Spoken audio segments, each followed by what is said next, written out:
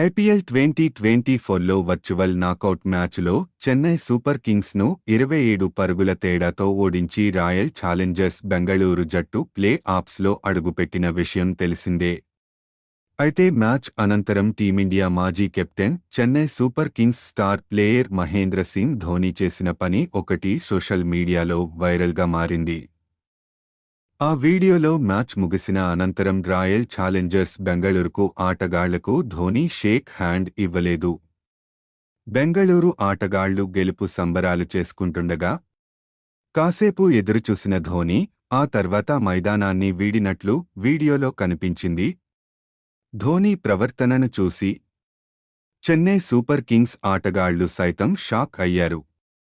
మహీ అనూహ్యంగా వెళ్లిపోతుండటంతో అలానే చూస్తుండిపోయారు. ఆ తర్వాత తెరుకుని ఆర్సీబీ ప్లేయర్లను అభినందించారు. మహేంద్ర సింగ్ ధోనీ వెళ్తూ ఆర్సీబీ కోచింగ్ స్టాఫ్కు షేక్ హ్యాండ్ ఇచ్చి డ్రెస్సింగ్ రూమ్కు వెళ్లాడు.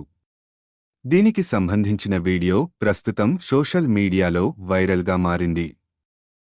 కాగా ధోనీ అలా అర్ధంతరంగా మైదానాన్ని వీడటంపై చర్చ సాగుతోంది. ఆర్సీబీ ప్లేయర్లు అతిగా సంబురాలు చేసుకున్నారని, దీంతో వాళ్లు షేక్ ఇవ్వడానికి వచ్చేందుకు సమయం పట్టేలా ఉందని, ధోనీ వెళ్లిపోయాడని కొందరు కామెంట్లు చేస్తున్నారు. ఇంకొందరు మాత్రం చెన్నై సూపర్ కింగ్స్ గెలవలేదనే కోపంతో క్రీడా స్ఫూర్తి మరిచి ఎంఎస్ వెళ్లిపోయాడని పేర్కొంటున్నారు.